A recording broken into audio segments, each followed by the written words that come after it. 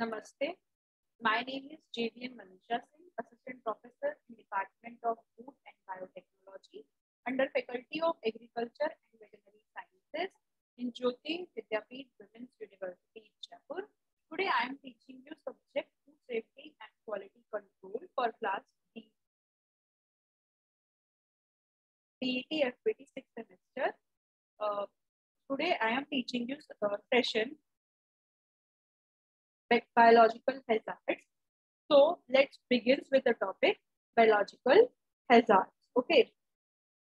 So first of all, what is the classification of foodborne illness? There are three types. First is infection. So it is caused by the eating food that contains living disease causing microorganisms. Example is salmonellosis. And intoxication, basically caused by eating food that contains a harmful chemical or toxin produced by bacteria or other source. Example, that is Clostridium botulinum. Then toxin mediated infection, basically caused by eating a food that contains harmful microorganisms and that will produce a toxin once inside the human body. Okay, so foodborne hazards are basically by the chemical hazard, biological hazard, or by physical hazard. So we are talking about the biological hazards, and biological hazards are by far the most important foodborne in any type of food establishment, and bacteria are reported in more cases of foodborne illnesses than any other hazard, and bacteria can be in vegetative or in core state, and they can be spoilage or pathogenic bacteria, and the reproduction of bacteria and an increase in number of organisms is called bacteria growth. Okay, so there is a bacteria growth phase in which there is a log phase where the bacteria grow exponentially, then the stationary phase and the death phase.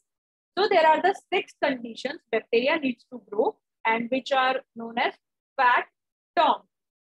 F stands for food, acidity, T for time, T for temperature, O for oxygen, and M for moisture. So F, food. There are sufficient nutrients available that promote the growth of microorganisms, and protein-rich foods such as meat, milk, eggs, and fish are more susceptible. A for acidity, and foodborne pathogens require a slightly acidic pH level of 4.6 to 7.5, while they thrive in conditions with a pH of 6.6 to 7.5. FDA regulation for acidified foods require that food to be brought. Okay, so brought to pH 4.5 or below. Okay, T for time. Time is food should be removed from the danger zone within 2 hours, either by cooling or heating. While most guidelines state 2 hours, a few indicate 4 hours is still safe. T for temperature, foodborne pathogens grow best in temperatures between 41 degrees Fahrenheit to 135 degrees Fahrenheit, a range referred to as the temperature danger zone, and they thrive in temperatures that are between 72 degrees Fahrenheit to 120 degrees Fahrenheit. Oxygen, basically almost all foodborne pathogens are aerobic, and that is requiring the oxygen to grow, and some pathogens such as Clostridium botulinum and the source of botulism are anaerobic and do not require oxygen to grow. Then moisture, water is essential for the growth of the foodborne pathogens, and water activity is a measure of the water available for use and is measured on a scale of 0 to 1. And foodborne pathogens grow best in foods that have water activity between 1.0 and 0.86, and the FDA regulations for canned foods require water activity of 0.85 or below. Okay, so potentially hazardous foods are the types of foods that have the ability to support the rapid and progressive growth of infectious and toxin-producing microorganisms.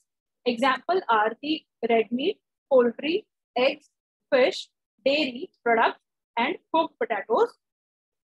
FDA food code of potentially hazardous foods are the food of animal origin that are raw or heat treated, foods of plant origin that are heat treated or consist of a raw seed sprouts, cut melons, garlic and oil mixtures that are not modified in a way to inhibit the growth of microorganisms. And it is a critical that you control the handling and storage of potentially hazardous food to prevent bacterial growth. Okay, so the Bacillus cereus, the type of illness caused is bacterial intoxication or toxin-mediated infection.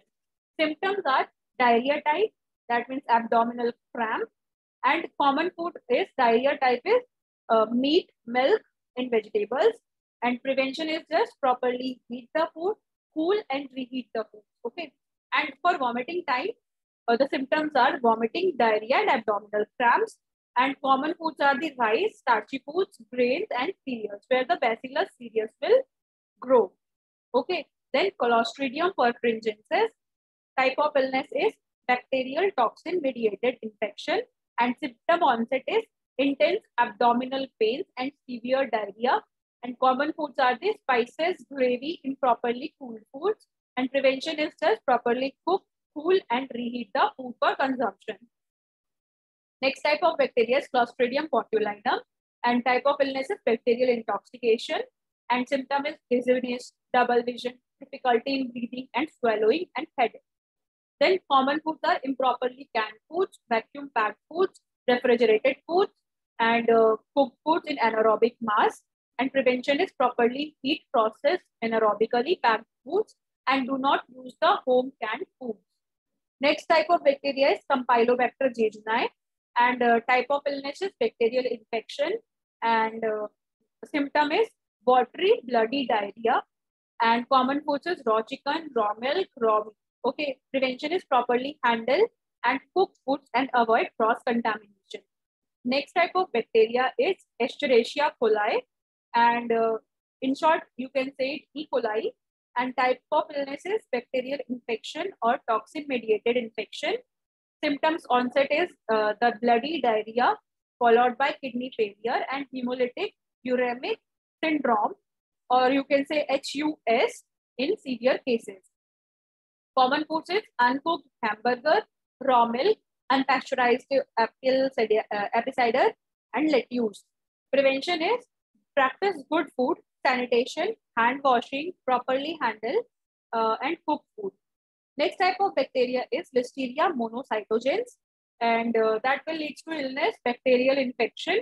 Symptoms onset is healthy adult. For healthy adult, it is a flu-like symptom, and at risk population, it is septicemia, meningitis, encephalitis, and birth defects and stillbirth.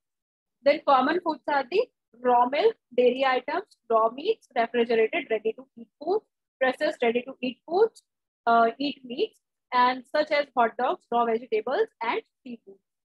Prevention is properly store and cook foods and avoid cross-contamination, and rotate processed refrigerated foods using the FIFO to ensure timely use. Okay.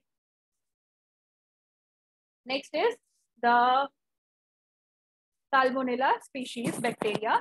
So these are the bacteria which causes the type of illness, bacterial infection, and symptoms onset is nausea, fever, vomiting, abdominal cramps, and diarrhea. And the common foods are the raw meat, raw poultry, eggs, milk, dairy, and products. Then prevention is properly cook foods, avoid cross-contamination. And next is Shigella. Shigella causes bacterial infection, and bacillary dysentery, diarrhea, fever, abdominal cramps, and dehydration as the symptoms. And common foods that are prepared with human contact like salads, raw vegetables, milk, dairy products, raw poultry, non-potable water, and ready-to-eat food is contaminated with Shigella. Then prevention is wash hands and practice good personal hygiene and properly cook foods. Next is Staphylococcus aureus, and the type of illness is bacterial intoxication. Symptoms onset is nausea, vomiting, abdominal cramps, and headaches. And common foods is the foods that are prepared with human contact, cooked or processed foods Prevention is wash hands and practice good personal hygiene, and cooking will not inactivate the toxin. Next bacteria is Vibrio species, and it will also causes the bacterial intoxication, and symptoms are the headache, fever, chills, diarrhea, vomiting, severe electrolyte loss, and gastroenteritis. Then common foods are the raw or improperly cooked fish and shellfish. Prevention is practice good sanitation, properly cooked food, and avoid serving raw seafood. Okay. Next is the hepatitis A virus, and it will lead to infection. Illness is viral infection. Symptoms is fever, nausea, vomiting, abdominal pain, fatigue, swelling of the liver jaundice. And common foods are the foods that are prepared with human contact and contaminated water. Prevention is wash hands and practice good personal hygiene and avoid raw seafood. Next is the Norwalk virus. Type of illness is the viral infection, and symptoms onset is vomiting, diarrhea, abdominal pain, headache, low grade fever, and the common foods are the sewage contaminated water, contaminated salad, ingredients, and raw clams, oysters, and infected woodworkers. Then prevention is by using the potable water, cook all shellfish, handle food properly, meet time, temperature guidelines for PHF. Next is the rotavirus. Rotavirus leads to the viral infection, and the symptoms are the diarrhea, especially in infants and children, vomiting, and low-grade fever.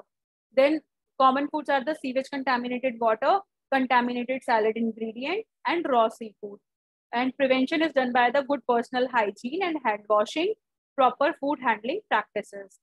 Next is the Anisakis species, which leads to parasitic infection, and symptoms are the coughing and vomiting. And common foods are the raw or uncooked seafood, especially bottom feeding fish. And prevention is cook fish to the proper temperature throughout the freeze to meet FDA food code specification. Then Cyclospora cyanesis is the parasitic infection, and symptoms are the watery and explosive diarrhea and loss of appetite and bloating. Common foods are the water, strawberries, raspberries, and raw vegetables. And prevention is good sanitation and reputable supplier. Then Cryptosporidium parvum, Giardia lamblia. Okay, so Cryptosporidium and parvum leads to parasitic infection, and symptoms are the severe watery diarrhea within 1 week of ingestion. And common foods are the contaminated water, food contaminated by infected food workers. And prevention is use potable water supply, practice good personal hygiene and hand washing. Then next is causative agent is Giardia lamblia, and type of illness is parasitic infection. Symptoms onset is diarrhea within 1 week of contact, and common foods are the contaminated water. Prevention is by potable water supply, good personal hygiene and hand washing. Okay. Next is Toxoplasma gondii. That is basically the type of illness is parasitic infection. Symptoms is mild cases of the diarrhea, mild cases of the disease involves swollen lymph glands, fever, headache, and muscle aches. Severe cases may result in damage to eye or brain. Common foods are the raw meats, raw vegetables, and fruit. Prevention is good sanitation, reputable suppliers, and proper cooking. Next is the Triclinia spiralis. This type of illness is the parasitic infection from a nematode worm, and symptoms are the nausea, vomiting, diarrhea, sweating, and muscle soreness. Common foods are the primarily undercooked pork products and wild game meats. Okay, then prevention is cook foods to the proper temperature throughout. Okay, so from this session, various questions may be asked in your final exams. For example, what is biological hazards? What explain the various causative agents with their symptoms and the infection, and what are the preventions from these diseases. Likewise, questions may be asked in your final exams, so prepare accordingly. I hope this session is clear to all. Thank you so much for watching this session.